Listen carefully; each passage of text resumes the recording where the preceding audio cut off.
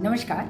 जैसा कि हमने अब तक देखा कि क्रिस्टोफर कोलंबस द्वारा नई दुनिया की खोज ने यूरोपियन देशों को उपनिवेशों की स्थापना में दौड़ में आगे कर दिया, और चूंकि इस दौड़ में सबसे पहले आने वाले राष्ट्र थे पुर्तगाल और स्पेन, तो मजे की बात तो ये थी कि 1494 में ही इन्होंने एक संधि की जिसका नाम था टार्डेसिलास की संधि, और इसके माध्यम से दुनिया को उन्होंने दो भागों में बांट लिया। स्पेन के हिस्से में प्रशांत महासागर और अमेरिका आया।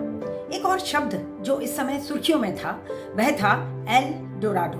एल का तात्पर्य है द और डोराडो का तात्पर्य है स्वर्णिम, यानी एक ऐसी मिथिकल सिटी की कल्पना जो कि दक्षिण अमेरिका में कहीं है और वह स्वर्ण के खजाने से भरी हुई है। अब इस चक्कर में स्पेन ने अमेरिका का चप्पा चप्पा छान मारा। तो चलिए आज देखते हैं कि स्पेन ने कहां कहां अपने उपनिवेश स्थापित किए एवं इसके क्या परिणाम हुए। देखिए, यह तो स्पष्ट था कि यूरोपीय देशों का एकमात्र उद्देश्य धन और लाभ कमाना ही था। चार्ल्स प्रथम, जिसका शासन 1516 से 1556 ईस्वी तक था, इनके काल में स्पेनिश पावर अपने पीक पर था। उनकी मृत्यु के बाद उनके पुत्र फिलिप द्वितीय जब स्पेन के शासक बने तब स्पेनिश कॉलोनीज का विस्तार हुआ। अब इसे समझने के लिए एक ऐतिहासिक शब्द स्पेनिश इंडीज का उल्लेख करना आवश्यक है, जिसका उपयोग अमेरिका, एशिया और ओशिनिया में स्पेनिश साम्राज्य के क्षेत्रों के लिए किया जाता था। ओशिनिया के अंतर्गत प्रशांत महासागर में गुआम और मारियाना द्वीप समूह पर स्पेन का अधिकार 1668 से 1898 तक रहा। इसका रणनीतिक महत्व था। इस पड़ाव ने एशिया और अमेरिका के बीच स्पेनिश व्यापार को बहुत सुविधाजनक बना दिया। स्पेन ने एशिया में जो अपने उपनिवेश स्थापित किए उनमें फिलीपींस प्रमुख है। जैसा कि आपको ज्ञात ही है कि फर्डिनेंड मैगलन ने 1521 में फिलीपींस की खोज की।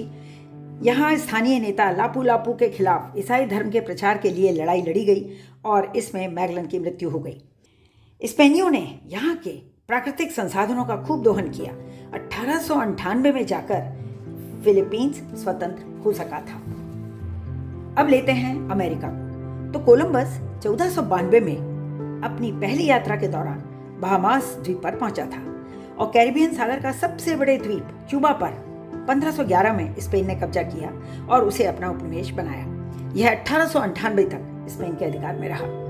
कैरिबियन द्वीप समूह में भी हिस्पैनियोला यानी वर्तमान हैती और डोमिनिकन गणराज्य में 1496 में स्पेन ने पहली स्थायी बस्ती बनाई। अन्य कैरिबियन द्वीप जैसे जमैका, त्रिनिदाद, टोबैगो पर भी उपनिवेश स्थापित किए गए। इससे चीनी, तंबाकू और अन्य फसलों के उत्पादन से स्पेन को महत्वपूर्ण आर्थिक लाभ हुए।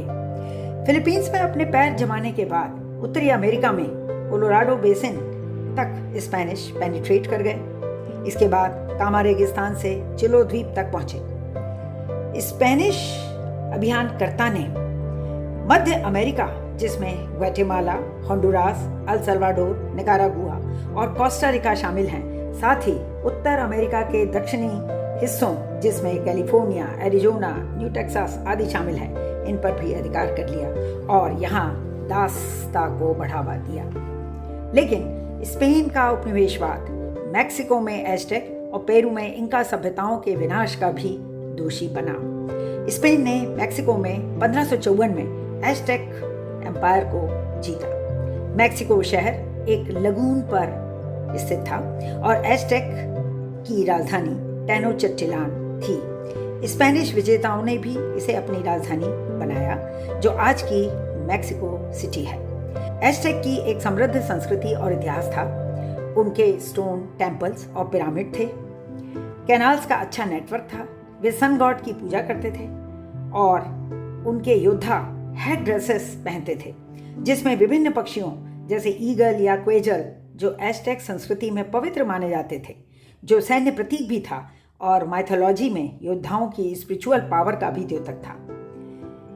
उनके योद्धा जेगुआर स्किन पहनते थे। जेगुआर सिंबल ऑफ पावर है, जो डेमोन्स्ट्रेट करता है उनकी ब्रेवरी को, ताकि वे अपने शत्रुओं को डरा सकें। एज़टेक के राजा मोंटेजुमा ने क्या गलती हुई कि उसने सोचा कि स्पेनिश अभियानकर्ता कोर्टेस एक देवता है।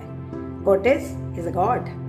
और 1520 में Aztec lost their empire to a small band of Spanish treasure seekers. Cortes के साथ बर्नार्ड डियाज भी आया था, वह एक दिलचस्प विवरण देता है। वह लिखता है कि उनकी राजधानी टेनोच्टिटलान में स्पेन के नीरस नगरों के विपरीत हरे भरे बागों और श्वेत भवनों वाला नगर स्वर्ग सा लगता था।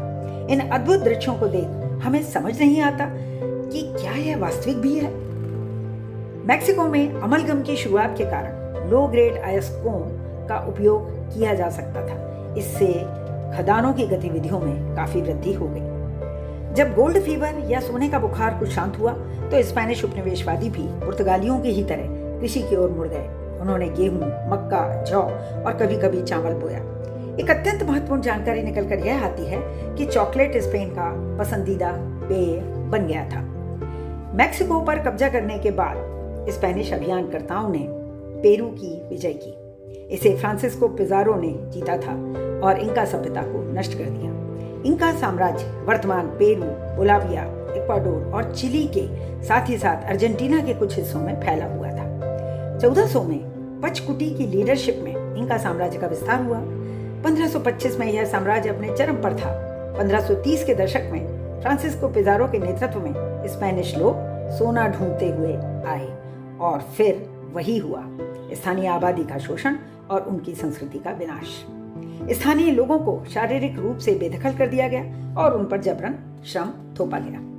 मजे की बात तो यह थी कि स्पेनिश नंबर में कम थे, but they had superior weapons and horses, और इसी के माध्यम से उन्होंने विजय हासिल की। आश्चर्य की बात तो यह थी कि इंका उस समय भी लकड़ी की तलवारों से ही लड़ रहे थे। हालांकि इंका बहादुरी से लड़े, पर राजा की हत्या के बाद वे हार गए। पिज़ारो ने इंका लोगों के स्वर्ण आभूषणों को लूट लिया, उन्हें पिघलाकर सिल्लियों में बदल दिया। इंका शिल्पकारों द्वारा बनाया गया एक भी स्वर्ण आभूषण ज्यों का त्यों स्पेन नहीं भेजा गया। आज भी इंका सभ्यता की विरासत माचू पिचू, कुचको और नाचका में देखी जा सकती है। पेरू में समृद्ध सोने और चांदी के भंडार से स्पेन के साम्राज्य के विस्तार में सहायता मिली। पोटोसी पेरू की सबसे महत्वपूर्ण चांदी की खदानों में से एक था। चिली का सॉल्ट पीटर और तांबा, अर्जेंटीना के पंपास प्रदेश के घास के मैदान, कोलंबिया में तुकुमन क्षेत्र में चीनी, ब्यूनस आयर्स की कीमती धातु भंडार, वेनेजुएला से स्पेन के मांस, चमड़ा और ऊन के उत्पादन में वृद्धि हुई।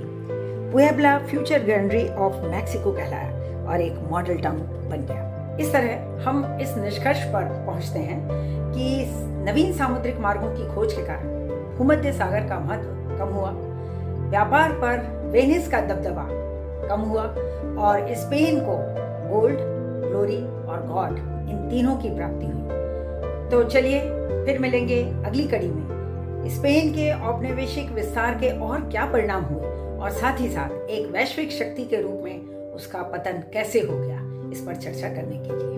तब तक के लिए नमस्कार।